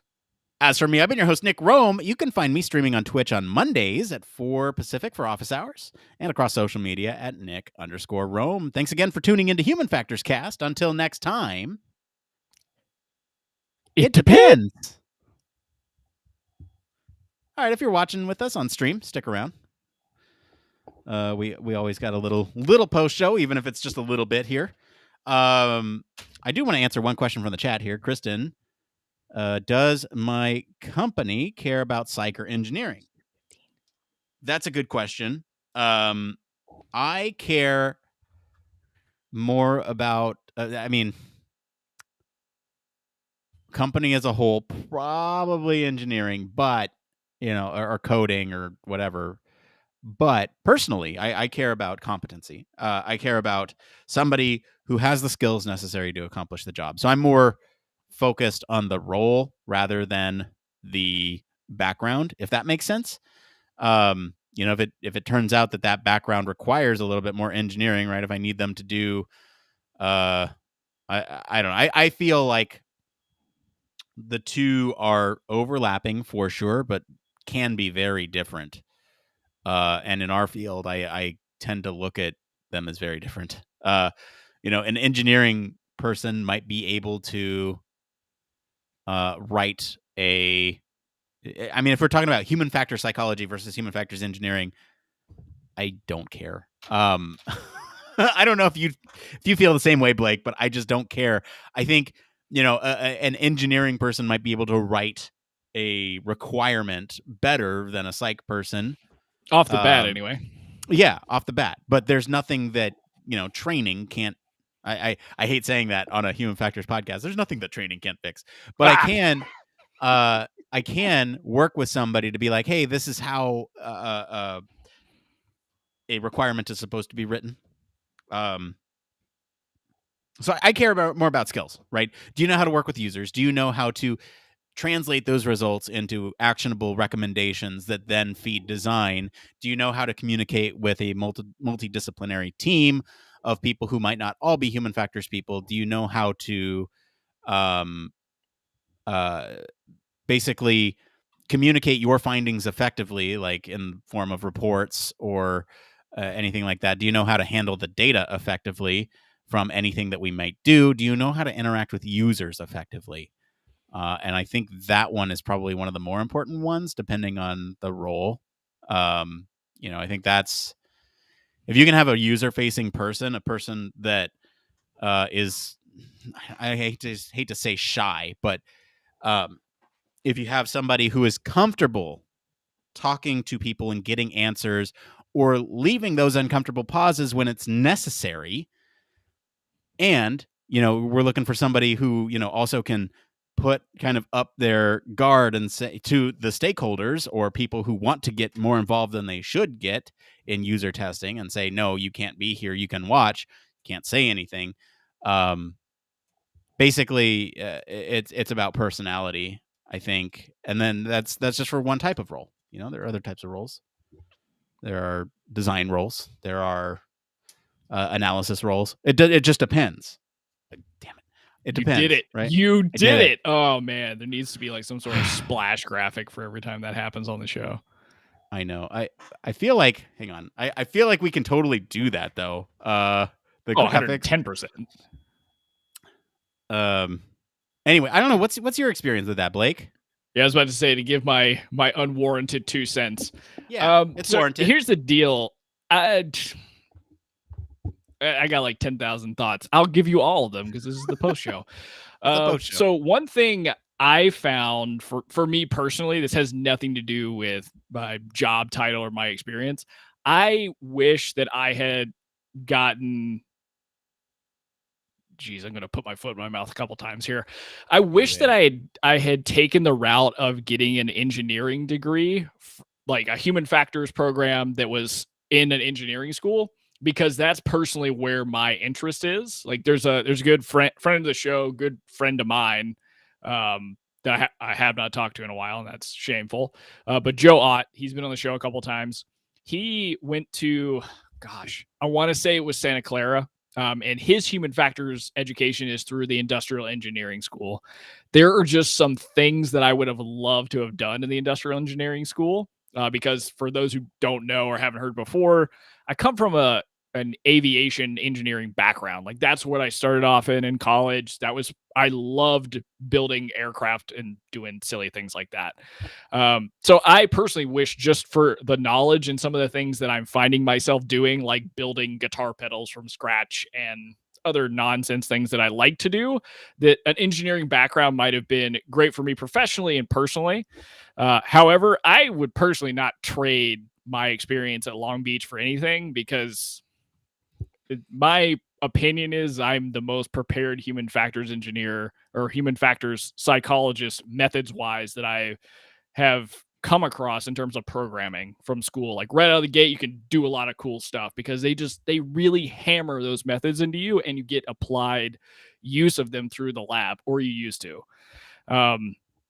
So, I mean, I don't think it really matters. I think it should be based on preference.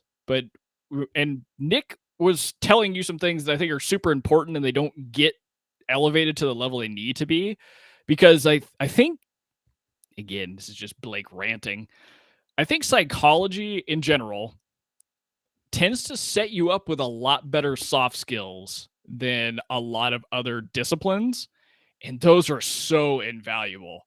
Like what Nick was just saying about being able to talk to users, being able to deal with difficult stakeholders, navigate situations that you don't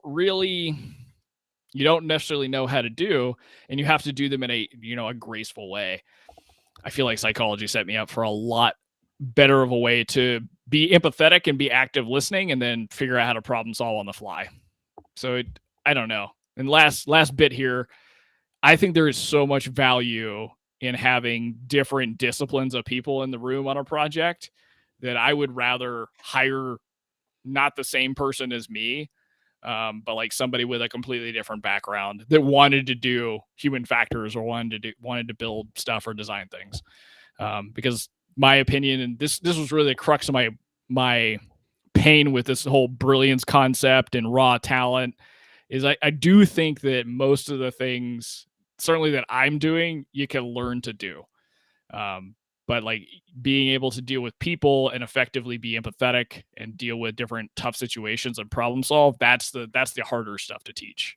Teachable, but the core skills you can definitely learn on the job. Yeah, I agree. And some might even say it depends.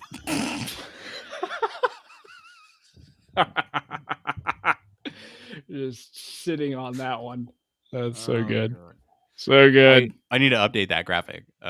Actually, I pulled that from, interestingly enough, an article here on UX Planet. Really? I wonder if they stole it from us, but they say hang on. Someone on Twitter was going on that we shouldn't be saying it depends when a client or stakeholder asks a question and then providing all the variables we should already know. But they're arguing on UX Planet here that there are reasons why it depends is often the most useful initial response. Yeah, because you can really demonstrate your thinking when you say it depends. That's my Dude, that's the MO. first point here. It demonstrates evidence-based thinking. Number 2, it buys you time to think. 3, it reduces assumptions. 4, it becomes a way of thinking. 5, it supports the whole team and project. 6, it's a brilliant training principle. 7, it opens up discussions. 8, it generates research opportunities. 9, it extracts stakeholder decisions and supports decision making.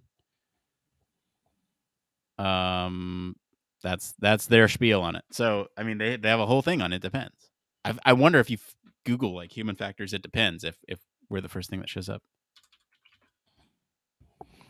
Could be. SEO not doing us too well here. Yeah, I was about to say, just AdWords. It depends. That's too funny.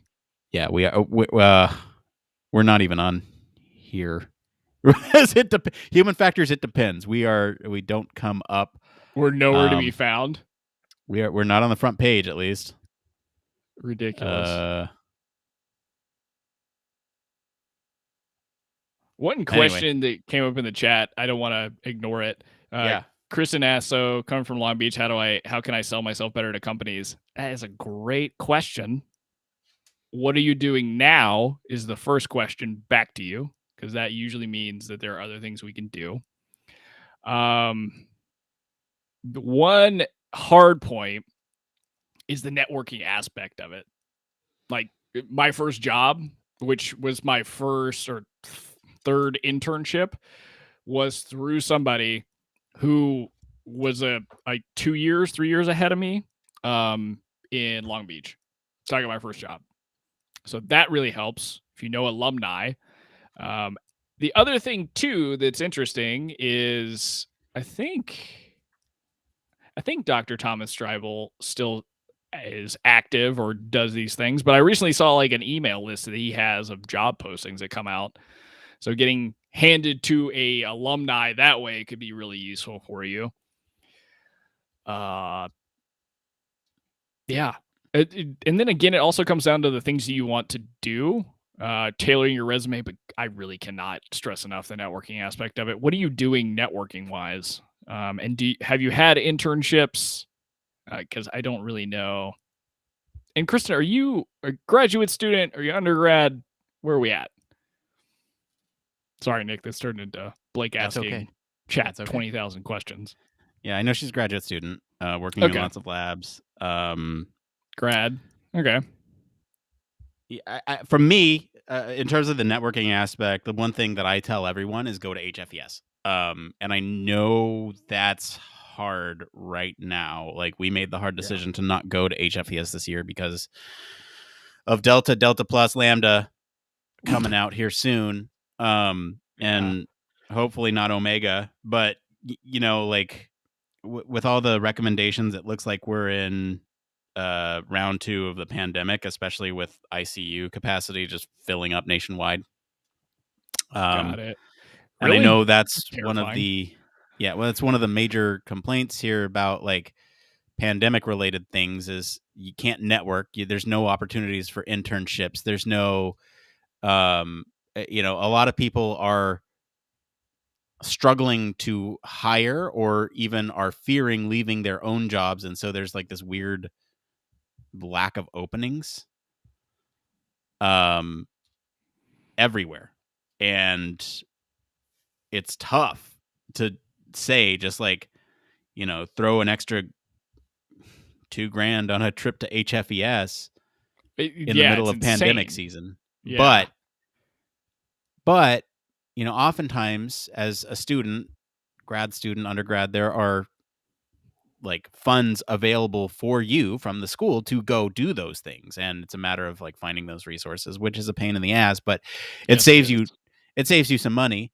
There are scholarships from HFES themselves that help with students going, so that might be helpful to look into.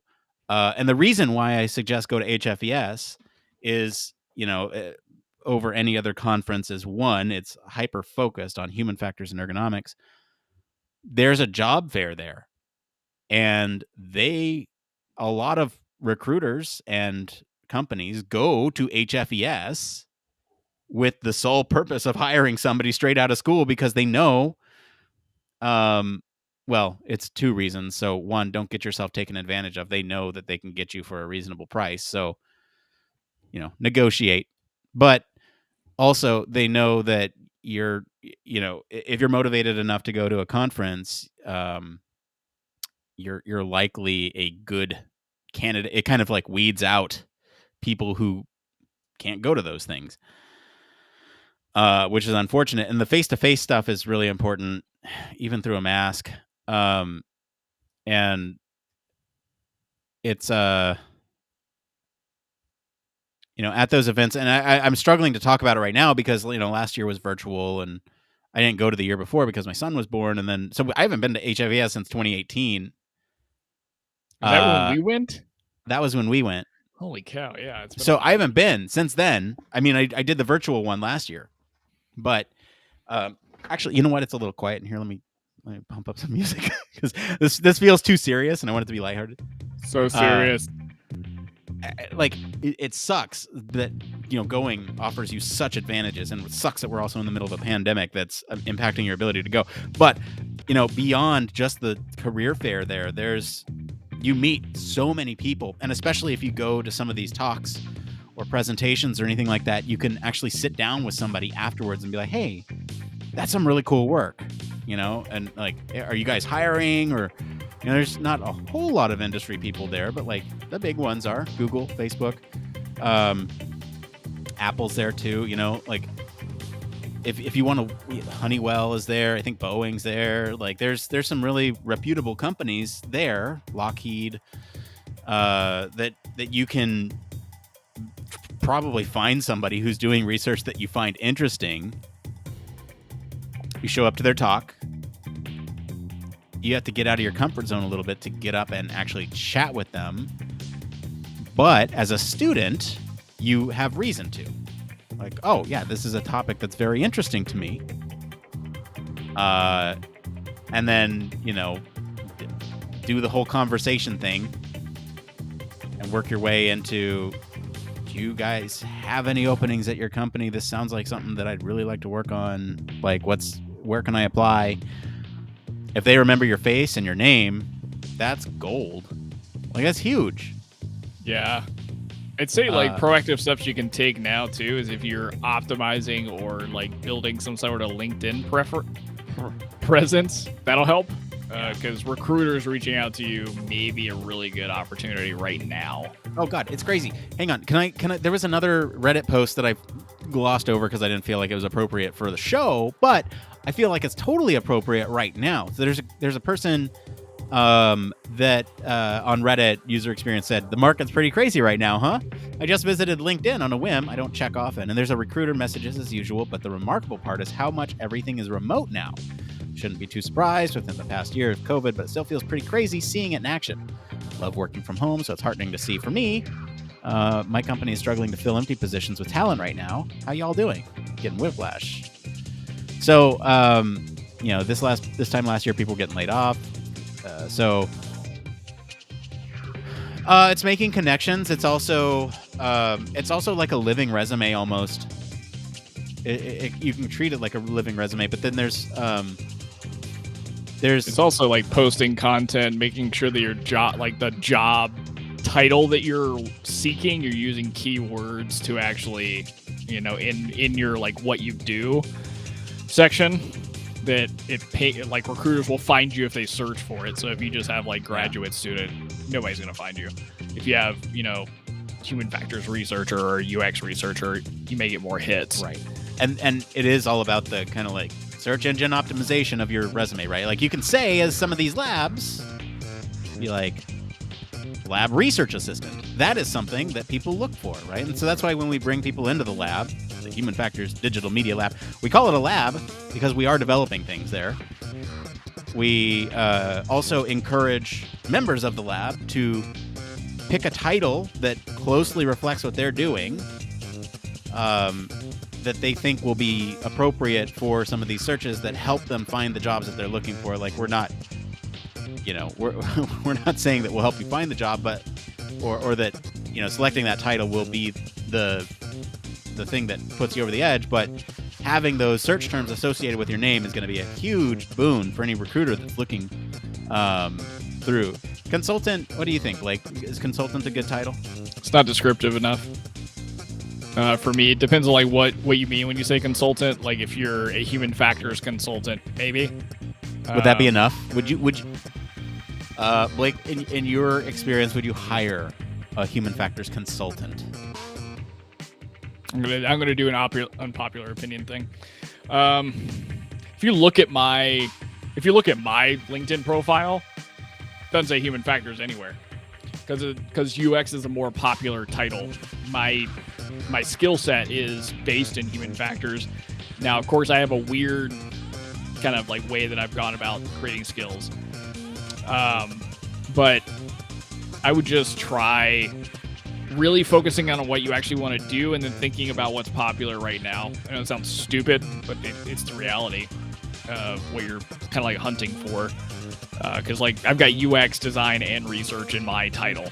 Here's the thing, though, Blake. I think you're in a really unique position where you can kind of use that focus, because if you search, your name is synonymous with human factors because of the name of the podcast. It's true, yeah. And so it comes up in those searches as well. I should follow you. I should follow your suit. I think I am like a UX UI specialist right now. Is my job title. But yeah, I think in terms of buzzwords, I'm going to say it again. Like, it really just depends where you want to. We need a counter for that. It does.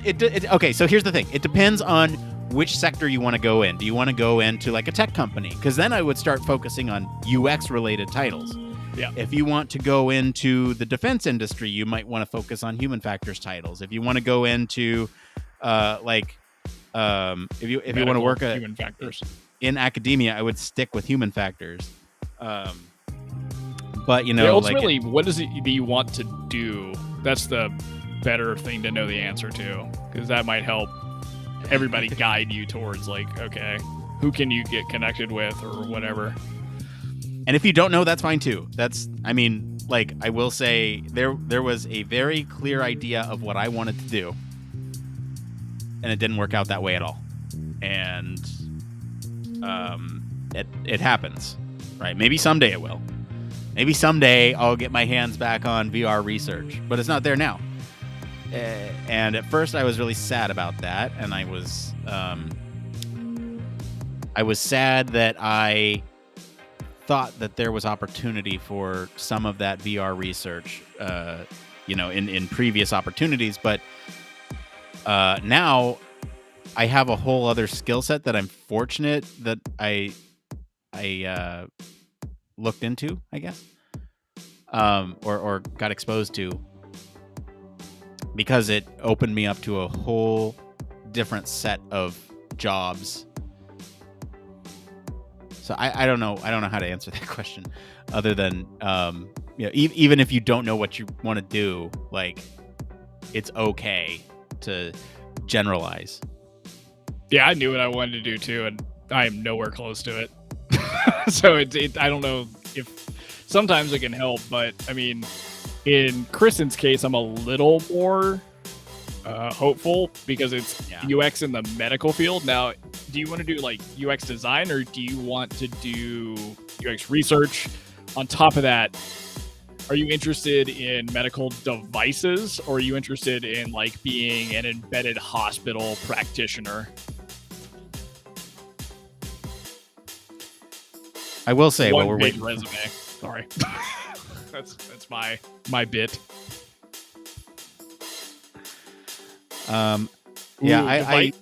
Devices, do you actually know? So, okay, sorry to cut you off, Nick. Yeah. This is what I would do if I was you, Kristen.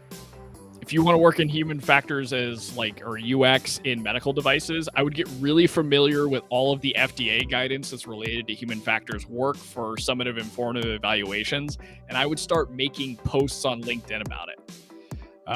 You need to apply to a Illumina job that is actually doing that. now that you said that you want to do you're doing a study on prescription labels, like Illumina is hiring for that. Have you ever applied to or talked to anybody at Illumina? Yeah, this just derailed into me trying to figure out what we can do. One thing you can do, you are in the lab, you can use the lab as a platform to share that stuff with, as like a permanent record of any research that you might do for some of the stuff that Blake was talking about, the FDA requirements. Might be, because I feel like that'd be a good read for other people who are interested in the medical field as well. And we can repost those on LinkedIn under your name and everything, and it'll be under your name on the blog. So if that interests you, you might be able to start building a portfolio of like research that is freely available on the internet that you can point people to and filter by your name and all that stuff. Yeah, and if you're like authoring or an author on any of these papers, Kristen, like putting even like a UXR style portfolio together could be really helpful. But yeah, definitely check out Illumina. They have really big offices here in San Diego. So it's definitely a company worth looking into, especially if that's specifically what you're doing, because I know that I've seen job postings for that specific thing, which is interesting. Yeah. But definitely have some way to get like a repo, even if it's like a one-pager Squarespace thing, like some way to get to the stuff you're working on in these labs so you can point people to it and just start creating content around yourself. Exactly. I think that's super important right now, especially because everything's virtual. There's no real in-person event stuff. Even if there is, it's hard to do the in-person style stuff on the internet sometimes. Yeah. I have two thoughts that I want to talk about here because we're almost out of post-show time, and I can't believe we've hit the end of the runway almost. This was a great post-show. Thank you for all the questions. I do want to mention two things. One, with respect to a resume or a CV, both. You need both because different positions will ask you for different requirements. I tend to treat my CV as everything in the kitchen sink. Like even stuff that I did in labs in undergrad, I have a record of on there to say that I worked with ketamine and mice in a, biopsych lab. I have that on there because I don't want to forget about that someday if that opportunity comes up. So that CV I use as like a record of everything. And then the resume I use as kind of like a pick and choose what is the most relevant job experience for this thing that I'm applying to. And, I have dug deep and pulled stuff in from way earlier in my career to pull it in to that to say, look, I have experience in this domain, right? Like, yes, here's the recent stuff, and this is what I've done recently. But also, I'm familiar with the domain, right? Like, if I were to apply for a VR job right now, I'd pull in some of the stuff that I did in grad school, despite it not being the most recent stuff I did, as kind of proof that I am familiar with the domain. Now, second point I want to make, that is, what platform do you use for CV or resume? I just do it in Word or Google Drive. I think, just making sure you have a record of it somewhere is probably the biggest thing. You could also use LinkedIn as your CV or record holder. There's a couple, and LinkedIn exports resumes, but there's a little dangerous. There's a little danger in that because then all the LinkedIn exports look the same and you blend in. For publications, there's ResearchGate. You can use ResearchGate. You can put those on your CV in APA style. Just save them in a drive, and if anyone asks for them, you have rights to those as an author. Okay, the second point that I want to not forget, because I forgot it like 3 times in this time that I was... Anyway, I don't want to forget this. So LinkedIn is also another really powerful tool because if you look for people in the industry that you want to be in, you start to notice what terms they use to describe their jobs. You start understanding what job titles they chose for themselves or were assigned. And thus then you can extrapolate exactly kind of what you need to do, what kind of skills you need to get those jobs, right? A lot of times you'll see somebody's skills on their LinkedIn. You'll see like a blurb about what they did, at that job. And then, so basically deconstructing successful people in that position that you want to get to and then trying to get to that point. So that's the 2 cents that I don't want to forget. Anything else to add to that? Yeah, I mean, the one thing to also consider is start looking at job postings, because that will tell you the things you need to know how to do, or like you can get a lay of the land, if you will, across like device companies or medical companies. Like, what are they looking for? What do they expect you to have? But also, I just want you to do me a favor. No, I can do it. Just look for an email from me too, Kristen. Or maybe I'll shoot something in Discord. Because I think again, if this is the goal you have, I think re-looking at your resume will be helpful. So maybe I'll revisit your resume again and see if I can provide more pointers. Because I just looked up a couple of people that work at Illumina. Most of them are human factors engineers. They all have psych backgrounds. It's just the title they end up with.